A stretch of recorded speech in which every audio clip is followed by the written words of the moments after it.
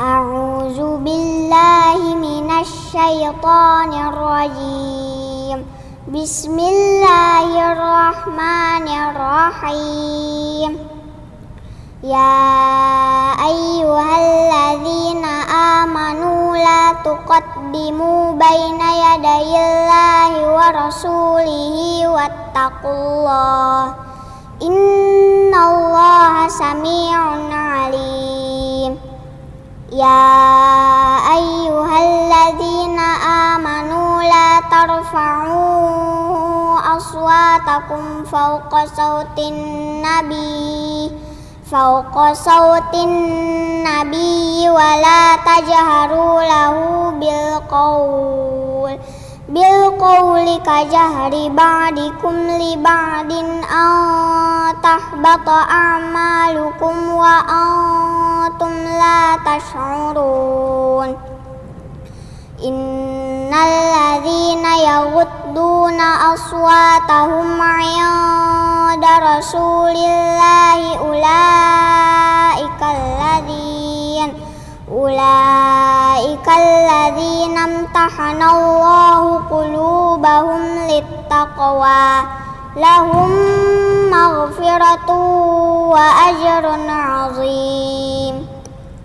Innal ladzina yunadunaka min wara'il hujurati aktsarahum la ya'qilun. Walau annahum sabaru hatta takhruja ilaihim lakana khairan lahum. Wallahu ghafurur rahim.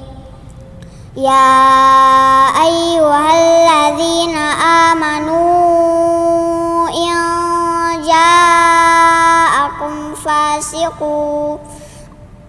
ja'akum fasiqun binaba'in fatabayyanu an tusibu qauman bijahalatin fatusbihu ala ma fa'altum nadimin. Wa'lamu anna fikum rasulallah law yuti'ukum fi katsirin minal amri la'anittum walakinallaha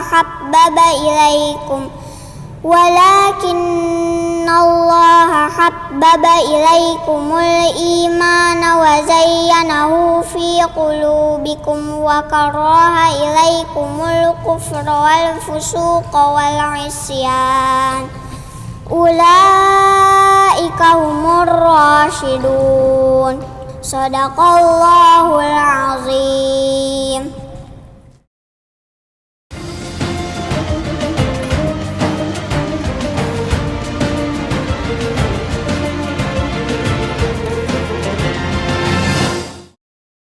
Bismillahirrahmanirrahim. Assalamualaikum warahmatullahi wabarakatuh.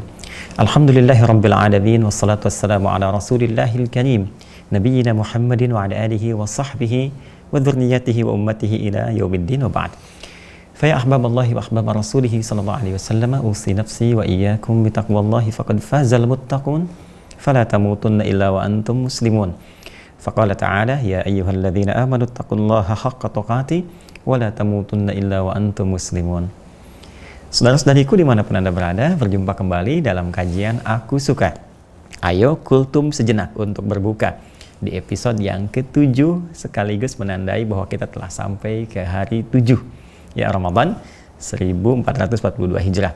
Mudah-mudahan apa yang telah kita lakukan, ibadah yang telah kita tunaikan, qiyam, siam, dan doa-doa kita diterima oleh Allah Subhanahu wa taala dengan penerimaan terbaik insyaallah. Baiklah, di pertemuan yang lalu kita telah belajar tentang sifat wudhu Nabi SAW sebagai pengantar kepada bab sifat salat Nabi SAW.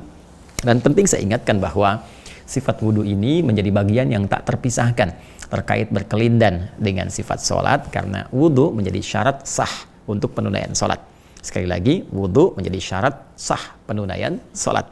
Jadi bila pun ada orang benar salatnya bagus, khusyuk, tapi tidak wudhu, maka salatnya dianggap tidak sah. Karena itu ketika Nabi mengajari seorang bernama Khalad bin Rafi Az-Zuraiqi, ya dalam riwayat hadis Abu Hurairah radhiyallahu taala anhuma, ya bersama Khalad bin Rafi Az-Zuraiqi dan sahabat Abu Hurairah, semoga Allah meridhai kepada keduanya, itu disampaikan bagaimana Nabi mengajarkan seorang untuk sholat sempurna. Idza qumta ila shalah fa asbighil wudu. Jika kamu ingin menunaikan sholat dengan sempurna, maka mulai dengan menyempurnakan wudhu terlebih dahulu. Itu di hadis Muslim, nomor hadis 397, dan tentunya di Al-Bukhari juga ada, nomor hadis 757. Baik, sebelum kita berbicara pada aspek yang lebih jauh, penting saya ingin tegaskan dulu terkait dengan wudhu ini, teman-teman sekalian, agar mohon diperhatikan betul kaidah-kaidah apa yang telah kita bahas di pertemuan yang lalu, khususnya di episode yang ke-6 yang kami tunjukkan, juga episode ke-5 ya, dari mulai yang pokok sampai ke-6 yang terakhir sampai dengan doa dan tertibnya. Ya, karena ini apa yang digambarkan oleh Nabi Shallallahu Alaihi Wasallam dan juga diteruskan kepada kita oleh sahabat Utsman bin Affan khususnya radhiyallahu taala anhu. Ya, kalau kita lacak di beberapa kitab-kitab hadis itu masya Allah detailnya disempurnakan. Ini karena kita bukan kajian kitab, jadi kita sampaikan umum. Ya, saya ingin beri contoh. Coba admin tolong dibawakan kitab hadis yang Sunan Abu Daud aja. Sunan Abu Daud, ya itu lebih lengkap. Nah itu, Bismillah. Nah ya, jazakallah khair. Nah teman-teman misalnya bisa dibuka Sunan Abu Daud ya. Jadi saya beri rumus cepat gini. Kalau kita ingin melihat detail referensi terkait dengan praktek ibadah fikih secara fikih, nah, maka referensi yang kita bisa lacak hadis-hadis dari Nabi kita bisa lacak di kitab Sunan. Ya, jadi kalau kitab Sunan itu memang kitab hadis yang urutannya spesifik disusun berdasarkan bab fikih. Jadi kitab Thaharah dan terus urutan fikih. Nah ini yang umum ya, yang saya tidak berikan syarah, jadi nanti ada versi yang asli, ini hadis semua, ada yang syarah, ya syarah Abu Daud. Termasuk itu ada ulama besar kita yang mensyarah Sunan Abu Daud ini, ada Syekh Yasin Al-Padangi. Itu ulama besar, Masya Allah. Beliau mensyarah juga Sunan Abu Daud ya, dan berbentuk manuskrip. Sekarang masih ada di Saudi Arabia ya, saya pernah dapat konfirmasi, itu masih terdapat di museum ya Mekah kalau tidak keliru. Itu ada catatan historical manuskrip dari syarah Abu Daud karya Syekh Yasin Al-Padangi. Ya, semoga Allah muliakan beliau, muliakan kita semua, dan lahir ulama-ulama baru penerus apa yang telah beliau sampaikan kepada umat insyaallah. Nah ini di halaman 22 saya yakin ya, halaman 22. Nah ini sebelah kanan bawah. Nah ini betul ya, halaman 22. Ini babnya bab yang ke-50, bab sifat wudu'in Nabi sallallahu alaihi wasallam. Ya, bab sifat wudu'in Nabi sallallahu alaihi wasallam. Jadi di sini diterangkan bagaimana sifat wudunya Nabi sallallahu alaihi wasallam yang disampaikan oleh sahabat Utsman bin Affan radhiyallahu taala anhu. Dan ini telah saya terangkan. Ya, bahkan kalau teman-teman baca ini bagian tentang wudhu ini, nanti kami terangkan di sini yang telah kita ulas ini sama persis, baik yang sekali-sekali, dua kali, tiga kali dari basuhan atau usapan sampai dengan apa yang telah kita tuntaskan. Ini ya diantara sifatnya. Nah ini kalau kita kerjakan nggak main-main ya teman-teman sekalian. Kalau kita kerjakan, ini saya bacakan bagian hadisnya ya. Bismillahirrahmanirrahim. Qala haddatsana Al-Hasan ibn Ali Al-Hulwani haddatsana Abdul Razzaq akhbarana Ma'mar an Az-Zuhri an Atha ibn Yazid Al-Laythi an Humran ibn Aban maula Uthman ibn Affan ya qala ra'aitu Uthman ibn Affan tawadda'a fa afragha 'ala yadayhi thalathan faghasalahuma thumma tamadmad wastanthar thumma ghasala wajhahu thalathan.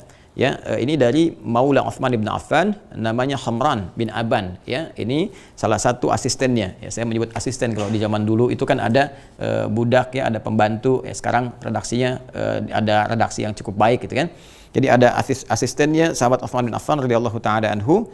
Qala, beliau menyampaikan, saya melihat sahabat Uthman bin Affan radhiyallahu taala anhu itu berwudu. Ya, kemudian beliau fa afragha 'ala yadayhi thalathan, beliau memulai ya mengondisikan air dengan tangannya, kalau kita menyela-nyela seperti ini ya 3 kali, fa ghasalahuma, dan membasuh ya ini di jemari ininya, keduanya di telapaknya, kemudian tamadmad, kemudian berkumur-kumur seperti yang telah kita terangkan, wastanthar, kemudian istintar ya sambil berkumur-kumur menghirup sebagian ke hidung seperti yang telah kemarin kita terangkan, thumma ghasala wajhahu thalathan, kemudian membasuh wajahnya ya 3 kali seperti yang kita praktekkan kemarin. Wa ghassala yadahul yumna ilal mirfaq thalathan, kemudian beliau membasuh tangan yang kirinya sampai dengan siku 3 kali. Nah, ini jelas yang kemarin kita praktekkan. Tsummal yusra, kemudian yang kiri Nah, seperti yang saya tegaskan kemarin kan, mulai dengan kanan dulu, lalu setelah itu 3 kali selesai ke kiri ya. Jadi saya kurang sependapat atau jarang mengerjakan dan tidak mengerjakan yang bolak-balik kanan dulu, kiri dulu, kanan dulu, kiri dulu, tidak. Ya, jadi apa yang saya acukan mengacu pada keterangan-keterangan dari hadis-hadis dan juga pokoknya dari Al-Qur'an Al-Karim. Jadi 3 kali selesai kanan, baru kemudian kiri. Mithla dzalika tsumma masaha ra'sahu. Kemudian beliau mengusap kepalanya seperti yang kami terangkan kemarin. Tsumma ghassala qadamahu al-yumna thalathan tsumma al-yusra. Kemudian beliau membasuh kakinya yang kanan 3 kali, kemudian yang kiri ya seperti yang kami terangkan kemarin. Nah, ini poinnya. Tsumma qala, kemudian beliau sendiri yang menyampaikan, Utsman bin Affan radhiyallahu taala anhu. Ini menantu Nabi, orang yang sangat mulia, malaikat malu kepada kemuliaan beliau ya. Ra'aitu Rasulullah sallallahu alaihi wasallam tawadda'a mithla wudu'i hadza. Ya, saya ini menyaksikan Nabi SAW berwudu. Ya, wudunya seperti yang aku lakukan ini. Ya, jadi beliau melihat Nabi berwudu, ditiru oleh Utsman menyampaikan kepada kita melalui asistennya tadi bahwa aku melihat Nabi SAW pernah berwudu. Bagaimana wudunya? Ya, seperti yang aku kerjakan ini. Ini yang aku kerjakan hasil dari melihat Nabi SAW sama persis seperti itu. Ya. Tsumma qala, kemudian beliau berkata, lihat baik-baik. Man tawadda'a mithla wudu'i hadza. Ya, kata Nabi SAW, beliau bersabda, siapa yang berwudu seperti wuduku ini, kan? Thumma shalla rak'ataini, kemudian dia menunaikan salat 2 rakaat, la yuhadditsu fihi ma nafsahu, dan dalam menunaikan salat itu dia khusyuk, dia tunaikan ya, tidak kemana-mana, tidak berbicara kepada dirinya sendiri tentang berbagai hal yang di luar salat dan seterusnya. Ghafarallahu lahu ma taqaddama min dzambi, maka Allah memberikan apresiasi kepadanya, berkenan mengampuni dosa-dosa yang pernah ia kerjakan dalam hidupnya. Masya Allah, ini hadisnya sahih teman-teman sekalian, ya sahih, dan ini banyak catatan-catatan di sini terkait dengan redaksi-redaksi di tempat-tempat yang lain para rawi yang meriwayatkan seperti di Ibnu Majah gitu kan. Nah, itu ada di nomor hadis 285 dan beberapa di At-Tirmidzi juga ada, kan, di An-Nasa'i juga ada, dan bisa kita lacak. Ya, termasuk di Al-Bukhari, ini ya, disebutkan juga di Al-Bukhari, ya, nomor hadis 160, 164. Di sini cukup bagus, jadi dikaitkan juga referensi-referensi terkait, ya, yang mungkin didapatkan di hadis-hadis lain. Nah, jadi saya ingin katakan teman-teman sekalian, ini wudu itu bukan perkara sembarangan. Ya, jadi kebersihan fisik, kebersihan jiwa itu begitu diapresiasi ya oleh Nabi SAW.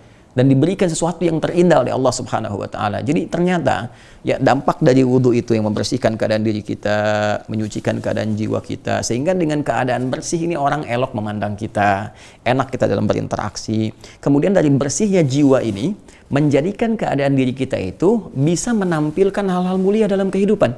Kan saya pernah katakan di pertemuan lalu, ya, wudu itu proses dari takhalli, menepikan hal-hal yang kotor, membuang yang kotor dari proses taubat itu, kan. Kemudian setelah itu tahalli, menghiasi dengan yang baik-baik, ya, berjanji untuk meninggalkan yang buruk-buruk, kemudian mengisi dengan yang baik-baik. Lalu tajalli, menampakkan hasil wudu itu dalam aktivitas kehidupan kita.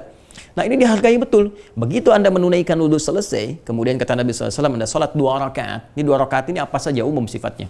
Ya, bisa tahiyatul masjid misalnya, atau kalau nggak sedang di masjid, Anda di rumah wudu, kemudian sholat duha misalnya 2 rakaat, atau bahkan menyengaja sholat wudu. Sholat wudu itu sholat yang ditunaikan setelah berwudu. Ya, ini umum seperti tahiyatul masjid. Jadi semua sholat yang ditunaikan di masjid 2 rakaat, ya, itu tahiyatul masjid. Apapun sholatnya. Kalaupun tidak ada sholat yang khusus, misalnya saya masuk ingin subuh, langsung masuk subuh. Karena misalnya pas saya masuk, di situ imam sudah bangkit untuk sholat subuh, kan? Atau misalnya ketika kita masuk ke situ, ya dalam keadaan waktu duha. Jadi kita tunaikan duha, pertama kali sholat di dalam masjid, 2 rakaat misalnya, maka itu sudah termasuk dalam kategori tahiyatul masjid.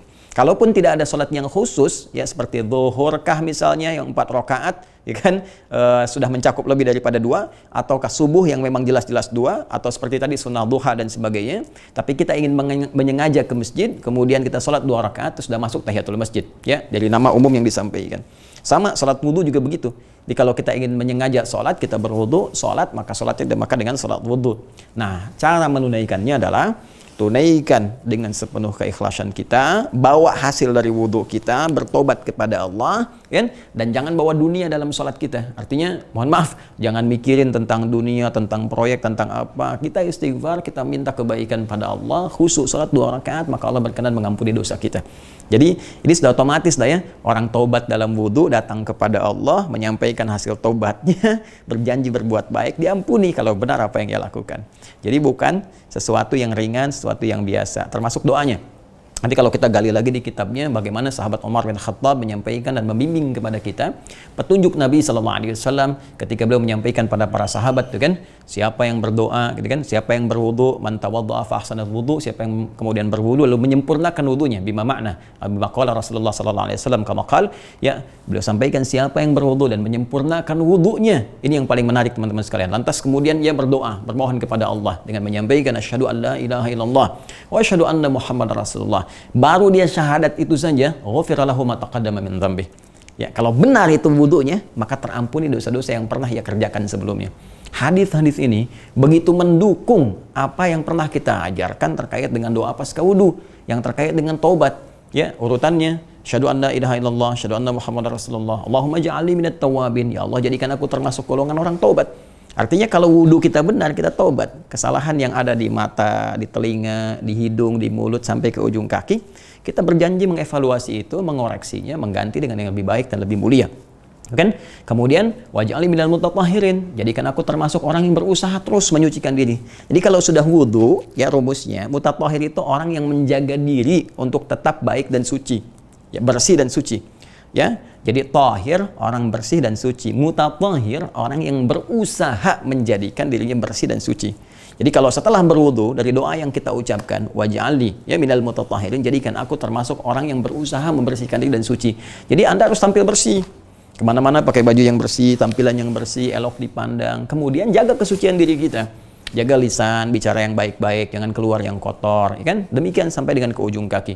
Waj'alni min ibadikas shalihin, dan dengan ikhtiar itu ya Allah, aku tobat, aku menjaga diri baik. Jadikan aku termasuk golongan orang-orang yang baik, yang kau ridhai sampai berpulang kepadamu ya Arhamar Rahimin. Jadi kan itu indah teman-teman, kalau kita pahami urutan-urutan syariat itu, kita praktekkan, kemudian ada ikhtiar kita, akan terasa perbedaannya. Akan terasa. Nah, lanjutan dari itu adalah jika kita memang dalam konteks keadaan tidak memungkinkan berinteraksi dengan air, bahkan bersentuhan dengan air, atau tidak ada air sama sekali, lantas tidak memungkinkan kita berwudu seperti sifat yang tadi disampaikan, adakah solusinya? Ya kan? Adakah solusinya? Nah, ini yang coba kita akan hadirkan, termasuk beberapa pertanyaan yang saya lihat baik di komentar atau chat tertentu yang sampai kepada kami, saya perhatikan, dan juga teman-teman yang bertanya, yang diuji di rumah sakit, ya, baik sekarang karena situasi pandemi COVID atau yang lainnya, yang tidak mungkin bersentuhan dengan air. Kalau di bahasa Al-Qur'annya fa'ilam tajidu ma'a, kan? Maka jika Anda tak mampu mengakses air, ya, itu bisa tiga makna. Karena memang airnya tidak ada sama sekali. Yang kedua, airnya sedikit, ya, yang bisa digunakan untuk hajat yang khusus sifatnya, kebutuhan darurat misalnya, ya, kebutuhan hal-hal tertentu lah, toileting dan seterusnya, yang memang kalau digunakan untuk wudu bisa kurang, bisa bahaya, kan? Kemudian yang ketiga, ya airnya banyak, melimpah ada, cuma secara medis ada kondisi tertentu yang tidak memungkinkan kita bersentuhan dengan air. Nah, itu dari makna wajada fa illam tajidu ma fatayammamu. Maka silahkan bertayamum, ya, silahkan bertayamum. Jadi bab yang sekarang kita bahas adalah bab tentang tayamum. Tayamum, Masya Allah. Ya, tayamum. Tayamum. Nah, ya. Baik, ini dari redaksi Al-Quran. Nanti kita temukan teman-teman sekalian di Quran surah keempat, An-Nisa. Saya berikan keterangannya ya, supaya mudah untuk diakses. Tidak bertanya lagi surat keempat itu apa, ya kan? An-Nisa ayat 43. Kemudian nanti terkait dengan gabungan wudhunya, Quran surah kelima, Al-Maidah. Masih di surat yang sama yang kemarin kita uraikan, di ayat yang ke-6. Ya. Baik. Nah, kita akan urai dulu sampai memahami betul apa yang akan coba kita dalami. Jadi saya lebih concern kepada pemahaman. Menghafal itu bagus, tapi memahami itu lebih utama. Baik ya? Jadi dengan pemahaman itu kita bisa menunaikan dengan baik. Jadi tolong sabar ya. Mohon izin sabar kalau belajar dengan saya khususnya.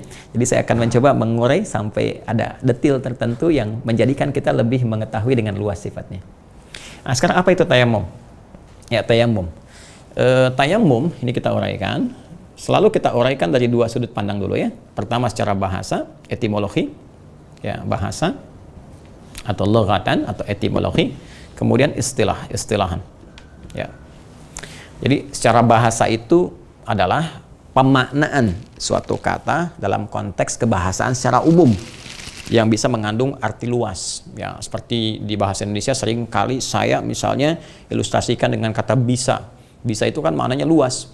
Ya, bisa itu dapat, mampu, bisa jadi juga berarti racun kalau kita arahkan misalnya kepada hewan tertentu yang punya bisa. Itu awas, bisa ularnya berbahaya, ya kan? Nah, itu racun yang dimaksudkan itu kan. Saya bisa mengerjakan itu, mampu, dapat, ya. Ular itu bisa mengeluarkan bisa. Ya. Bisa yang pertama dengan yang kedua bisa beda. Jadi secara kebahasaan bisa luas. Nah, oleh karena itu secara bahasa tayamum itu bisa diartikan dengan al-qasdu, ya, al-qasdu atau at-tawajjuh, menuju pada sesuatu. Ya. Asal kata tayamum yaitu secara bahasa itu berarti al-qasdu atau at-tawajjuh, menuju untuk mengerjakan sesuatu. Ya, al-qasdu ini sebenarnya banyak diwakili dalam kata-kata bahasa Arab, cuman diksinya itu ungkapan katanya itu punya penekanan berbeda-beda. Jadi di bahasa Arab itu menarik ya, ada kaidah ziyadatul mabna tadullu ala ziyadatil ma'na. Jadi perbedaan satu harokat saja itu bisa menjadikan artinya tidak sama, apalagi kata yang berbeda. Misalnya al-hajju, haji itu juga secara bahasa mengandung arti al-qasdu. Cuman penekanannya itu berbeda dengan kalimat ini, misalnya at-tayammum. Kalau haji, al-hajju fil lughatan al-qasdu, ya, haji itu secara bahasa menuju, mengarah gitu kan. Mengarah apa maksudnya? Ini terambil dari kata hajjah, seakar juga dari kata hajjah ya. Al-hajju itu punya akar kata. Kalau kita turunkan lebih dalam lagi secara fikih logoh, nanti akan ada hybrid ya dari kata hajjah, suatu yang kebutuhan. Jadi kenapa haji disebut haji? Karena kita akan menuju satu ritual yang seluruh hikmahnya menjadi kebutuhan dalam hidup kita. Itu maknanya. Jadi kalau Anda kemana mau haji, artinya Anda akan mengerjakan suatu ibadah yang besar, yang semua isinya itu punya hikmah untuk kebutuhan hidup kita. Kita butuh itu. Ya, apa hikmah di balik tawaf? Apa hikmah kita di balik wukuf di Arafah? Apa hikmah lontar jamarat? Itu ada maknanya. Bukan sembarangan Anda datang jauh-jauh, ya sudah keluar uang banyak, tenaga, mental, pikiran, macam-macam, tapi nggak dapat isinya, rugi Anda. Secara fikih benar. Ya, secara fikih benar, alhamdulillah kewajiban selesai, tapi makna yang tidak kita dapatkan dalam kehidupan menjadikan kita nggak mendapatkan hasil keistimewaan yang bisa kita dapatkan bahkan saat di dunia. Nah, at-tayammum, teman-teman sekalian, ini juga menuju mengerjakan sesuatu untuk menyempurnakan satu hal. Ya, untuk menyempurnakan satu hal. Tayammama ya tayammamu tayammuman, gitu kan? Menuju mengerjakan pada sesuatu untuk menyempurnakan satu hal. Nah, ini menarik kan kalau kita gali. Makanya kenapa disebut dengan tayammum? Karena asalnya, pokoknya kita berwudu menggunakan air, ya kan? Tapi airnya itu nggak bisa diakses karena nggak ada kah, karena sedikit kah, karena ketidakmampuan kita bersentuhan dengan air. Maka kita harus sempurnakan proses wudu ini, walaupun air tidak ada. Maka bagaimana caranya? Adalah yang disebut dengan tayammum. Fa illam tajidu ma'a dan fatayammamu. Kalau kamu nggak dapatkan air untuk mengakses wudu itu, maka sempurnakanlah maksud kamu untuk bertaharah itu. Itu maksudnya. Sempurnakan tujuan kamu untuk menyucikan diri itu, untuk membersihkan keadaan diri itu dengan menunaikan tayammum. Begini caranya. Ya, paham sampai sini? Nah, jadi kalau sudah mengerti, kita bisa paham, ya, kita bisa memahami. Makanya di sini secara istilah nanti, kalau sudah istilah maksudnya dalam terminologi apa kata itu akan dipahami, dibawa kemana gitu kan? Seperti tadi kata bisa menurut bahasa banyak, tapi menurut istilah apa? Istilah dunia hewan misalnya, maka yang dimaksudkan racun, ya kan? Istilah dalam kebahasaan dalam konteks kemampuan, maka yang dimaksudkan adalah dapat, mampu, ya, dan seterusnya. Nah, ini tayamum ini mau dibawa kemana nih pemaknaannya? Karena ini bisa maksud menyempurnakan sesuatu, 1, 2, 3, mungkin banyak hal. Tapi kita bawa dalam istilah syariat, istilah fikih, ya, istilah fikih.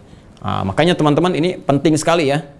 Syariat ini sudah batasan, ya, sudah ada batasannya. Jadi nggak bisa semua dilekatkan kata syariat di sini. Kalau kita tarik berarti dalam pengertian pandangan Islam, ya, mindanya, ya, world view-nya itu sudah world view Islamic world view. Jadi sudah cara pandangnya dalam keislaman yang bersumber kepada Al-Quran, hadis-hadis Nabi Sallallahu Alaihi Wasallam.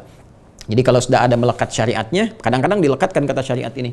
Ya, misal dengan kata syar'i misalnya, yaknya nisbah ke situ, jilbab syar'i, kan? Jilbabnya ini berdasar ketentuan syariat. Bagaimana syariat memberikan pandangan kepada kita untuk menggunakan jilbab. ya misalnya koperasi syariah, ya bank syariah, ini kan bagaimana syariah memberikan petunjuk untuk mengelola keuangan, ya misalnya dengan sistem bank, dengan sistem koperasi.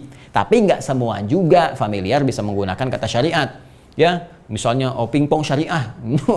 Gimana pingpong syariah itu ya? Kalau servis pakai bismillah. Ya kalau nyemes masuk alhamdulillah, nyemes astagfirullah. Nah itu terlalu berlebihan ya. Terlalu berlebihan, ya. Tidak harus seperti itu juga ya. Nah, jadi ini menurut pandangan syariat tayamum itu adalah, ya kan, al-qasdu bi isti'mali as-sa'id at-tayyib badalan 'anil wudu' bi ahkamin makhsusatin muayyanatin. Paham? Tidak. Yuk kita jelaskan. Baik. Baik, lihat baik-baik. Ya. Al-qasdu adalah upaya atau maksud untuk menyempurnakan ya sesuatu hal, dalam konteks ini wudu tadi yang dimaksudkan, bisti'mali sa'idi thayyibi, dengan menggunakan debu yang bersih, ya debu yang bersih atau melekat di tempat yang bersih dan suci. Jadi kalimat as-sa'id at-tayyib, ya isti'mal al-qasdu bisti'mali as-sa'id at-tayyib, ya kan? Nah, as-sa'id at-tayyib itu terambil nanti dari Al-Quran surah keempat An-Nisa ayat 43. Ya sa'idan tayyiban, ya sa'idan tayyiban famsahu biwujuhikum, ya kan? Kemudian wa aidikum. Jadi teman-teman sekalian, pertama redaksi as-sa'id, sa'id ini debu. Ya, ingat, debu ya. Nah, bukan tanah ya, kalau tanah turab. Ya, jadi tayamum bukan tanah, bawa tanah misalnya tempelin, bukan. Ya, ini kalau tanah itu bahasa Arabnya turab. Tanah itu turab. Nah, ini kan? Baik, kalau ini debu, sa'id itu debu, ya debu. Makanya ada yang membuat satu judul tayamum itu suci dalam debu katanya. suci dalam tebu ya. Hati seluas samudra sabar, suci dalam debu tayamum. Bab fikih suci dalam debu tayamum. Nah, ini debu sa'id ya. Kalau tanah turab. Kemudian tayyib. Tayyib itu sesuatu yang baik, ya baik bersih. Ya, bersih. Jadi maksudnya adalah debu yang menempel di tempat yang bersih dan baik. Jadi nggak sembarangan debu. Wah, saya ingin bukti tayamum saya ini sempurna, terlihat sunnahnya lebih mantap lagi. Tiba-tiba knalpot bisa ditempelin. Nah, itu berlebihan, Joni. Jadi bukan di situ tempatnya. Cari tempat yang baik, ya tempat yang bersih. Kan debu itu hikmahnya, teman-teman.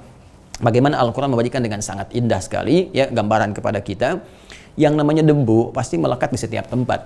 Setiap tempat. Kalau tanah kan sifatnya terbatas, ya.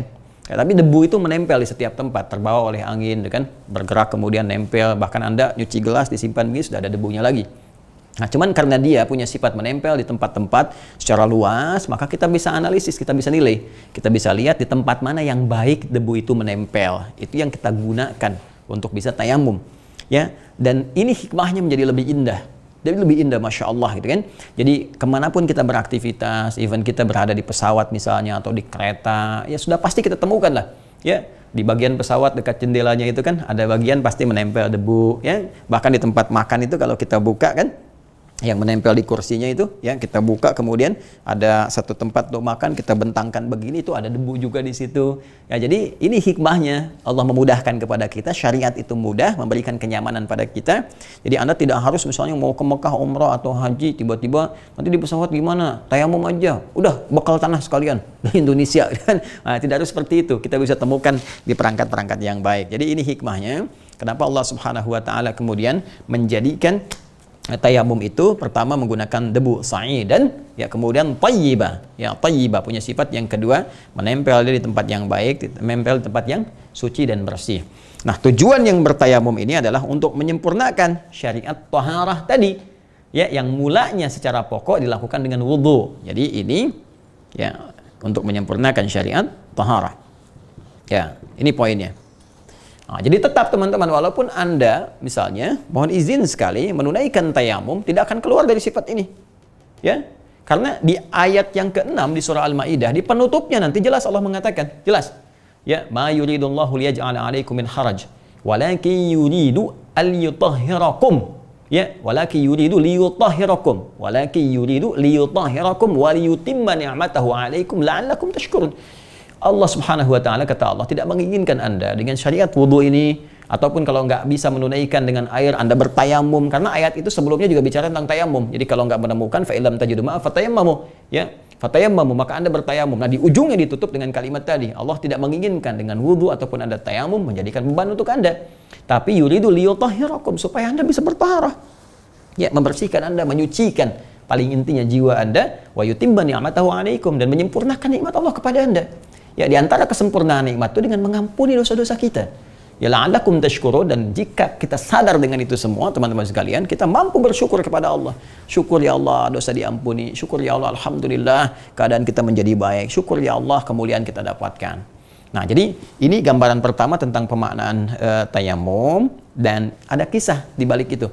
Sebelum kita masuk kepada teknisnya, ada kisah tentang bagaimana syariat tayamum ini turun dalam kondisi keadaan air tidak ditemukan.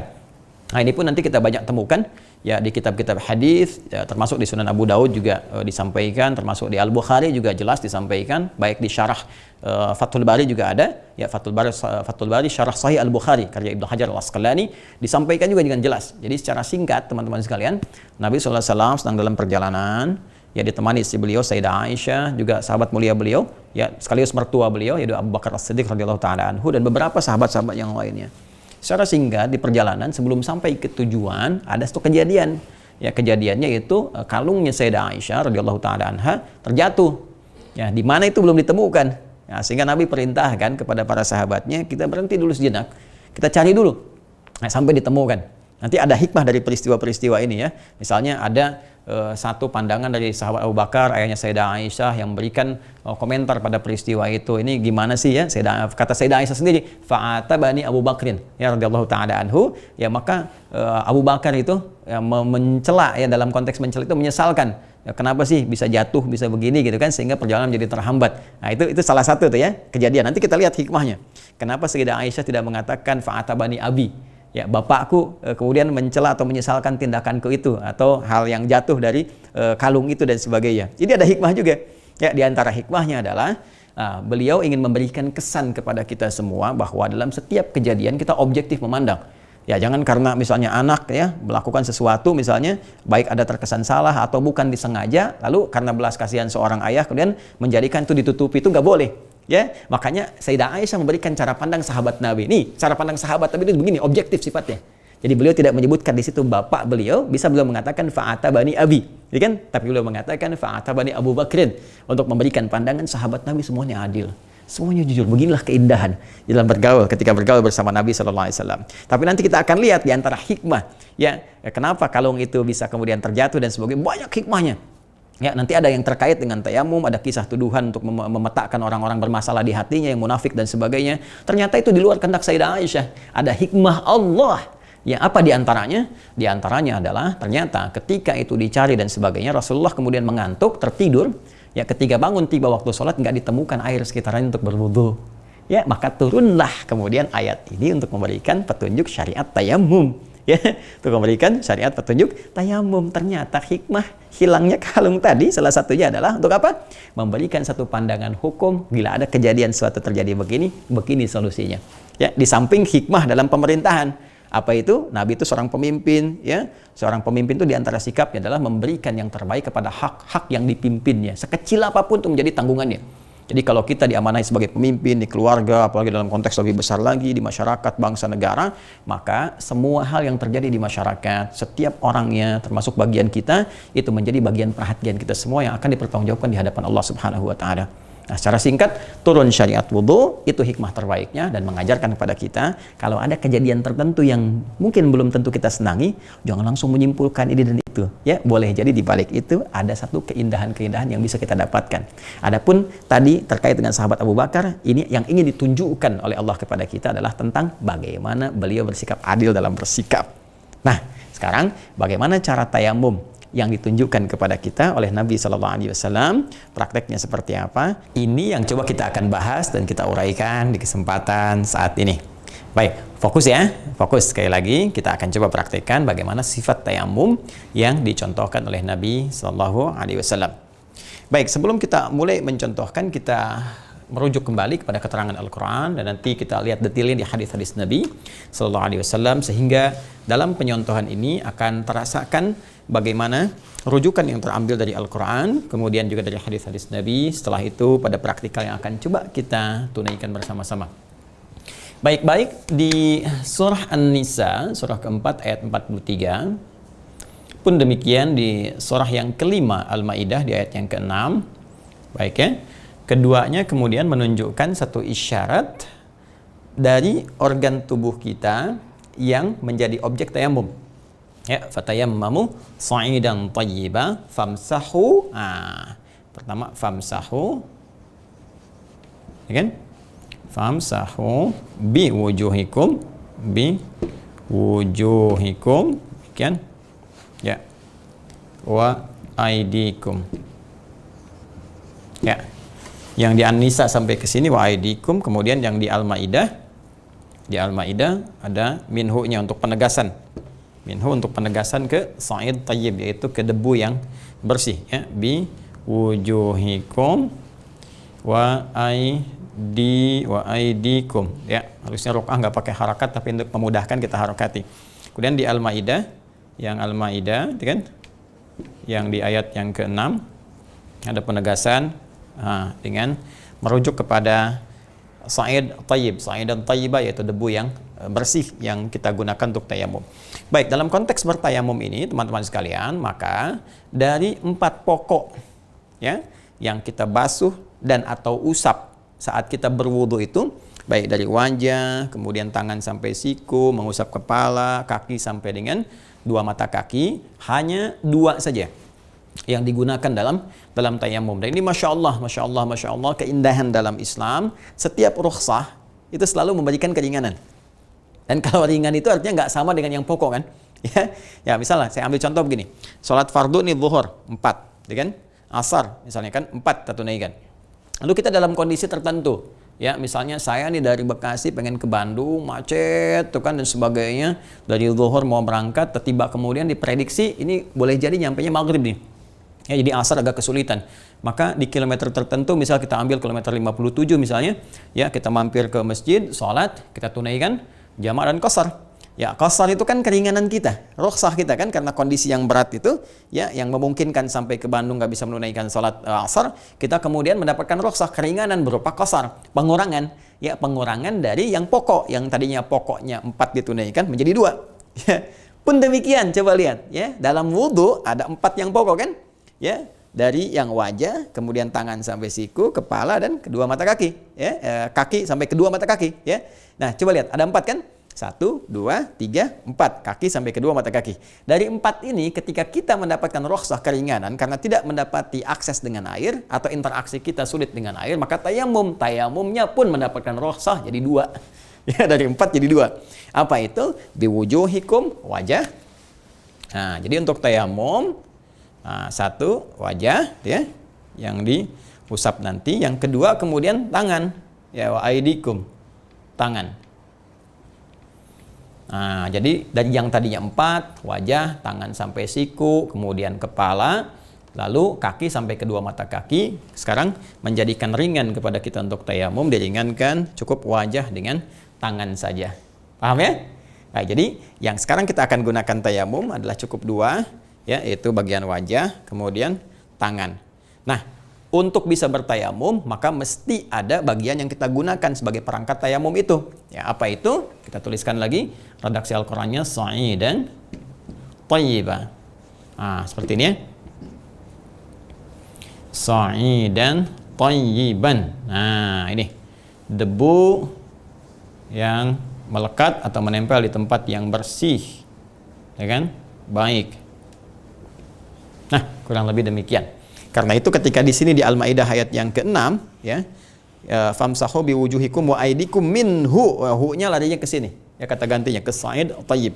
Jadi kalau kita nanti ingin bertayamum, ya, kata Allah Subhanahu wa taala langsung disampaikan, famsahu, maka usaplah dengan minhu, dari ini sa'idan tayyiban, dari debu yang bersih itu yang kita gunakan untuk tayamum, itu 2 bagian saja, wajah dan tangan. Baik, sekarang kita lihat prakteknya. dalam uraian hadis-hadis Nabi Sallallahu Alaihi Wasallam yang kita bisa lancak.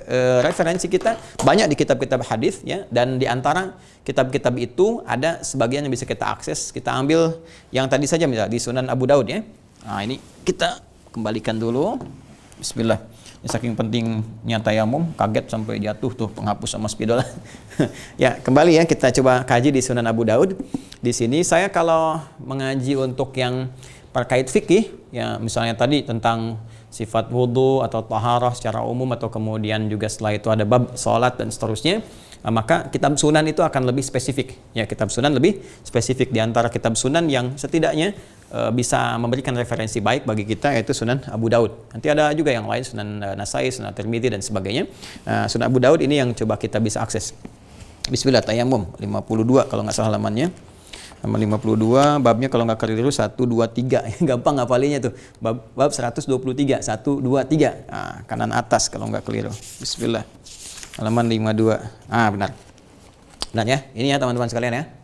Halaman 52 di kanan atas, ini babnya, bab 1, 2, 3. 123. Babut tayammumi, di bab tentang tayamum. Hadis nomor 317. Baik ya? Nah, ini dibuka dengan kisah dulu yang tadi telah saya sampaikan. Kisah awalnya bagaimana tayamum itu disyariatkan dari mulai perjalanan Nabi tadi yang telah saya uraikan, dan Sayyidah Aisyah kehilangan kalungnya, ada yang menyebut liontinnya gitu kan. Kemudian setelah itu dicari, Nabi SAW kemudian istirahat, kemudian tertidur, dan ketika bangun tiba waktu salat mencari air, sulit mengaksesnya, lalu turunlah kemudian syariat tayamum itu. Nah, pada hadis ini kita akan perhatikan teman-teman sekalian beberapa gambaran untuk bisa menggunakan tayamum ini sesuai dengan petunjuk Nabi Sallallahu Alaihi Wasallam. Sebelumnya, penting saya uraikan kepada teman-teman sekalian, ketika Al-Quran memberikan gambaran kita untuk praktek tayamum, maka diksi yang digunakan adalah masaha, famsahu. Masih ingat ya, dalam bab wudu yang pernah saya terangkan, di ayat yang sama, ayat yang ke-6 surah Al-Maidah, ketika Allah meminta kita membasuh wajah dalam wudu kan pakai ghussalah, ya, kepala kan pakai masaha. Jadi saya tidak perlu terangkan lagi tentang masaha. Jadi artinya di situ mengusap, ya, mengusap bukan membasuh. Nah, ini saya ingin tunjukkan betapa detilnya ya diksi Al-Qur'an ini. Kalau bukan firman Allah mustahil begini. Mustahil ya. Kalau redaksinya fagsilu wujuhakum, tuh ambil debunya yang banyak, kumpulkan sehingga masanya banyak, tumpahkan di wajah. Tapi karena masaha ini mengusap, berarti nggak banyak kadar debu yang didapatkan, dan seperti apa prakteknya bisa kita kemudian dapati. Nah, di hadis ini ada banyak variasi, nanti secara umum saya sampaikan kepada teman-teman bagaimana caranya, tapi kita ingin ambil dulu ya beberapa redaksinya. Baik, kita lihat misalnya. Qala haddatsana Ahmad bin Shalih haddatsana Abdullah bin Wahab akhbarani Yunus an Ibnu Syihab an Ubaidillah bin Abdullah bin Utbah haddatsahu an Ammar bin Yasir. Nah, ini Ammar bin Yasir ini yang paling utama meriwayatkan hadis tentang tayammum, dan nanti versi-versi setelah itu banyak sampai kepada kita ya untuk kemudahan-kemudahan dalam bertayammum.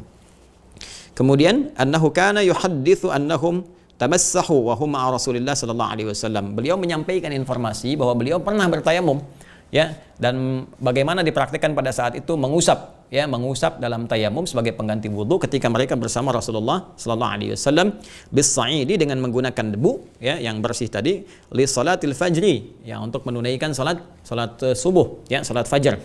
Baik, jadi Ammar bin Yasir menyampaikan informasi, beliau pernah bersama beberapa sahabat Nabi Sallallahu Alaihi Wasallam ketika akan menunaikan salat fajar, salat subuh, kemudian bertayamum ya, dan mengusap dengan bagian debu yang bersih, yang baik, bagian-bagian anggota yang akan diusap dalam tayamum itu. Fadarabu bi akuffihimus sa'ida. Ini maka yang pertama, darabu itu menepukkan. Ya, daraba yadribu itu maknanya luas ya, awas hati-hati. Jangan selalu diartikan memukul. Hati-hati. Daraba itu bisa memberi contoh. Ya, daraballahu mathala. Innallaha la yastahi ay yadriba mathala. Ya, Quran surah kedua Al-Baqarah ayat ke-26 misalnya.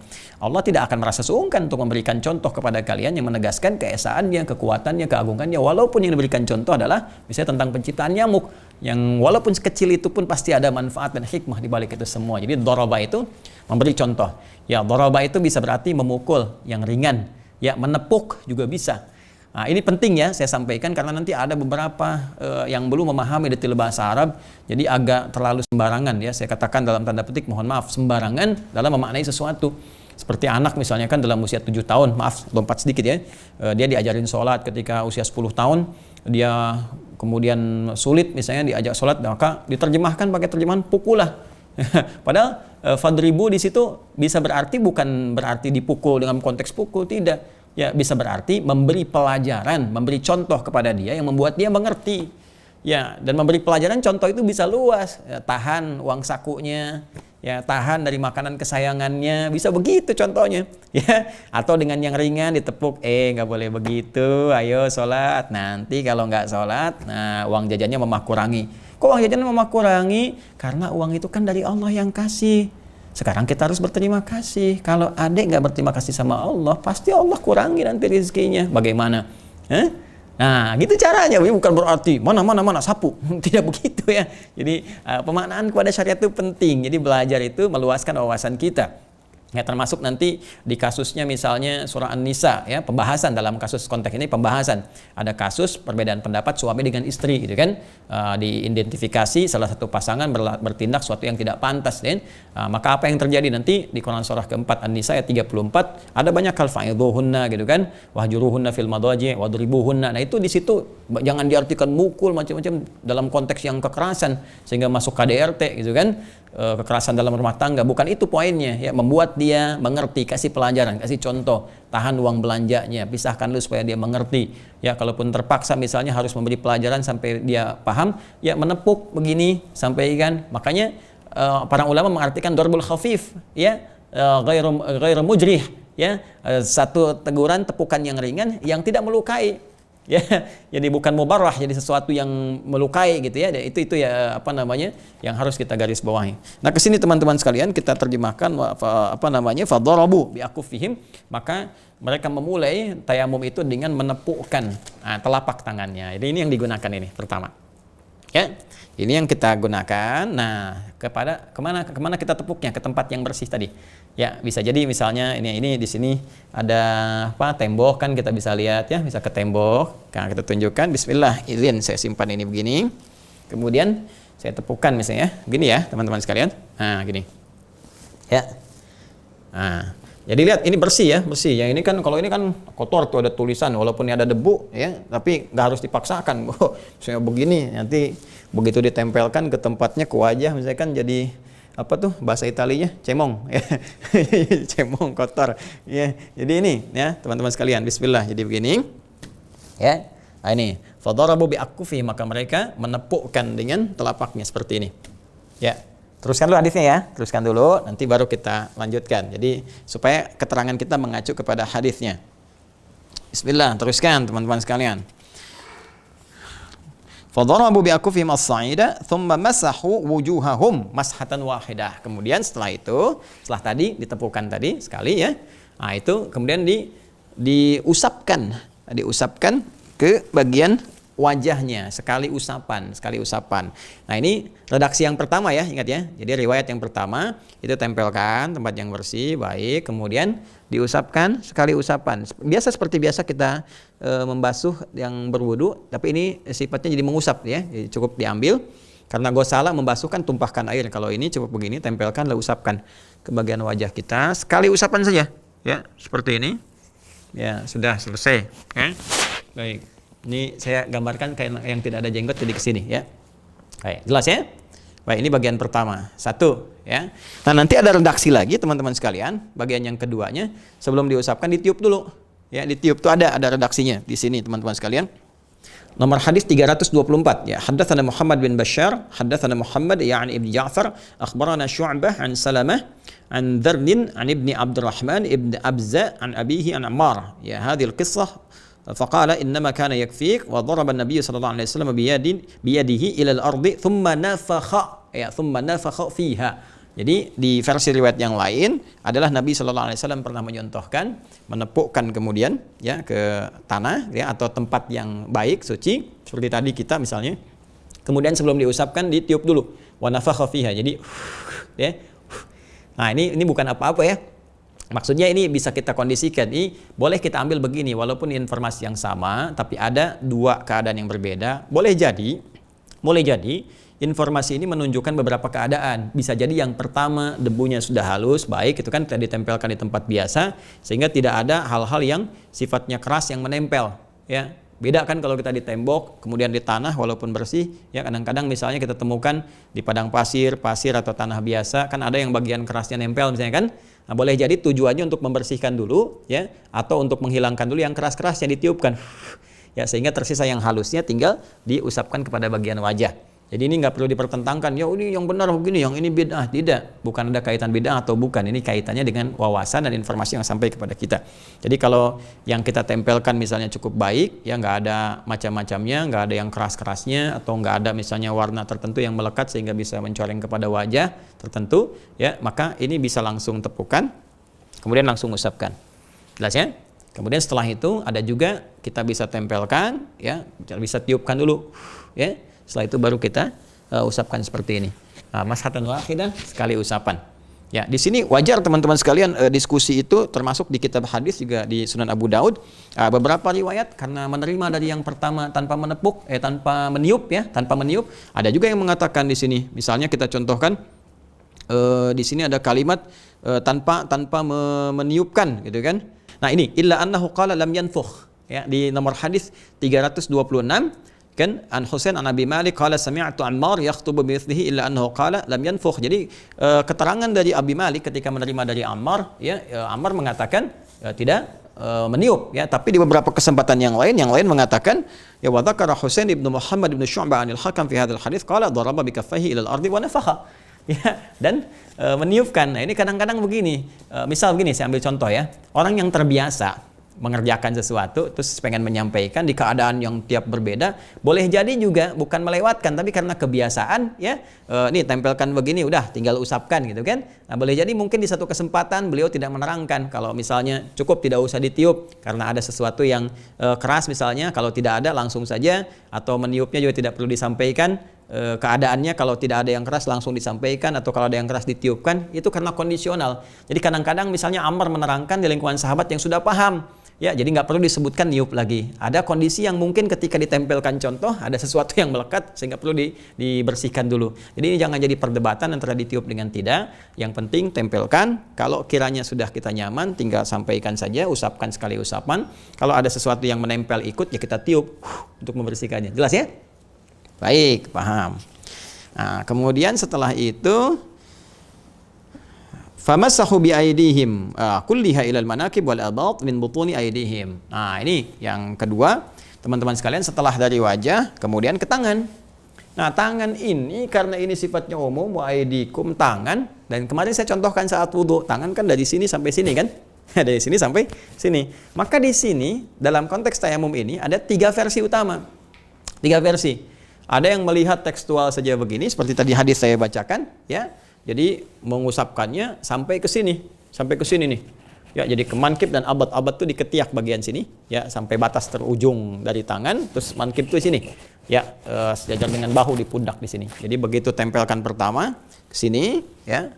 Kemudian selanjutnya famassahu bi aydihim. Jadi bi akufihim sa'id maratan ukhra, fadarabu bi akufihim as-sa'id maratan ukhra. Jadi setelah dari wajah sekali, nah baru tepuk lagi sekali lagi.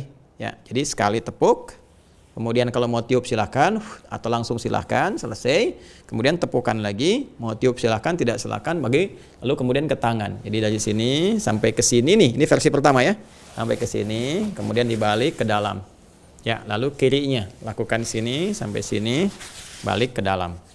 Ya. Nah, ada versi yang menyebutkan bahwa tidak kok, nggak sampai ke situ, cuman sampai ke siku aja, gitu kan? Nah, Ibnu Laitsi mengatakan mau fauqal mirfaqain, jadi bisa langsung ke di atas ini. Yang penting melewati siku, kata beliau. Jadi nggak harus nyampe sini, gitu kan? Nah, versi yang keduanya itu nggak menyebutkan sampai ke about min butuni aidihim. Jadi cuman sampai ke ini saja, ke mirfaq saja. Ya, yang ketiga versinya kalau saya perjelas, ya, ini ada semua nanti uraiannya di sini. Kalau kita bacakan satu-satu nanti nggak sampai kita, ya. Nah, atau kita ambil satu hadis misalnya kan, fadhara bi shimali ala yamini wa bi yamini ala shimali alal kaffaini, ya, alal kaffaini. Nah, jadi ada lagi yang mencukupkan sampai sini saja nih. Ya, sampai kaf di sini.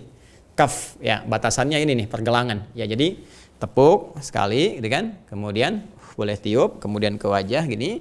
Yang kedua sampai di sini. Nah, ya. Kemudian di sini. Nah, lalu versi yang ketiga ada yang sampai siku. Jadi sampai sini, kemudian sini lagi. Nah, kemudian sampai sini. Ya. Baik, tiga-tiganya adalah kemudahan bagi kita dan kenyamanan dalam menunaikannya. Ya, karena Al-Quran memberikan gambaran yang umum sifatnya, aidi, yadun, dan ini prakteknya juga pernah ada yang sampai sini, kemudian ada juga yang sampai mirfaq ya, atau sampai siku, dan ada juga yang sampai kemudian cukup di pergelangan, cukup di telapak saja sampai ke pergelangan di sini. Ya, itu tiga-tiganya dalilnya sampai kepada kita. Ternyata kalau kita gali itu kenyamanan saja, kemudahan kita. Ya, misalnya orang yang pakai bajunya lengan pendek ya, lengan pendek misalnya sampai di sini kan, taruhlah, ya dia bisa gunakan sampai sini, ya kan? Nah, atau yang pakai lengan panjang kayak saya misalnya seperti ini, kalau menyulitkan dibuka semua cukup sampai sini juga, ya. Baik, atau akhwat misalnya kan dalam keadaan sedang bepergian dan sebagainya di kereta dan sebagainya, oh kalau harus semuanya gini nggak memungkinkan kan, aurat terbuka ya, pada umumnya cukup tepukan wajah, kemudian telapak kan di sini kan, ya kan? Ya, aurat perempuan kan yang boleh terbuka wajah dengan telapak kan. Jadi teman-teman bisa tinggal membasuh ini saja begini, kemudian seperti ini. Ah, itulah kemudahannya. Jelas ya? Jangan lupa sifatnya taharah. Jangan lupa sifatnya taharah. Jadi tetap tidak menghilangkan unsur taharahnya. Begitu Anda selesai membasuh saat mengusap ya, mengusap wajah, Anda bermohon pada Allah supaya dibersihkan wajah dari segala keburukan-keburukan, ditepikan dari debu-debu akhirat ya, yang menandakan bahwa seseorang itu banyak maksiat, itu ditandakan dengan debu-debu wajahnya menghitam. Jelek ya. Fa ammal ladzina swaddat wujuhuhum akafartum ya ba'da imanikum. Adapun orang yang menghitam kena debu-debu kotoran dosa, di akhirat nanti ditanya oleh Allah, kenapa jadi menghitam? Karena kamu kufur ya. Ya, kamu banyak berbuat maksiat ya. Kita bermohon pada Allah, ya Allah hindarkan kekotoran di wajah kami di hari kiamat dari dosa-dosa ya Allah, dari keburukan. Ya Allah jadikan tangan ini tangan yang baik dan sebagainya ya, dan seterusnya. Begitu selesai, tetap berdoa kita kepada Allah, syahadu an la ilaha illallah, syahadu anna Muhammadar Rasulullah, ya kan? Kemudian Allahumma ja'alni minat tawabin waj'alni minal mutatahhirin waj'alni min ibadikas salihin. Nah, itulah tuntaslah kemudian tayamum kita tunaikan dan selesai kemudian praktikal dari wudu telah kita bahas, kemudian tayamum sebagai pengganti dari wudu dalam kondisi-kondisi kita tidak bisa mengakses air. Ya, cuma kalau lagi tayamum tiba-tiba airnya ada, terus kita bisa mengakses air, tidak ada aspek-aspek yang lain, maka batal tayamum, gunakan untuk wudu ya. Idza wujidal ma'u batalat tayammum. Kalau sedang tayamum tiba-tiba wudunya ada, nih kita lagi nggak ada air ya, tiba-tiba kemudian sedang kita tayamum hujan besar misalnya, kita bisa gunakan. Nah, itu tayamumnya digugurkan, kemudian kita bisa menunaikan wudunya, disempurnakan kembali. Gimana kasusnya kalau saya sudah tayamum sholat Ustadz, tiba-tiba ditemukan air misalnya, maka kita bisa cukupkan pada sholat yang telah kita tunaikan dalam kondisi yang tadi. Ya, kalau kondisi yang tadi yang kita sudah selesai, maka itu sah untuk kita lakukan. Saya kira demikian teman-teman sekalian untuk pelajaran kita di hari ini. Semoga memberikan manfaat pada kita semua. Semoga kita bisa belajar dengan meningkatkan wawasan lebih baik dan meningkatkan kualitas ibadah kita di hadapan Allah Subhanahu wa taala. Terima kasih atas segala perhatiannya. Semoga Allah menerima seluruh ibadah kita sampai hari ke-7 di bulan Ramadan ini, dan semoga rahmat Allah kita raih bersama. Allahumma taqabbal minna innaka antas sami'un alim wa tub 'alaina innaka antat tawwabur rahim. Rabbana atina fid dunya hasanah wa fil akhirati hasanah wa qina adzabannar. Wa sallallahu ala sayyidina Muhammad wa ala alihi wa sahbihi ajma'in. Walhamdulillahirabbil alamin. Assalamualaikum warahmatullahi wabarakatuh.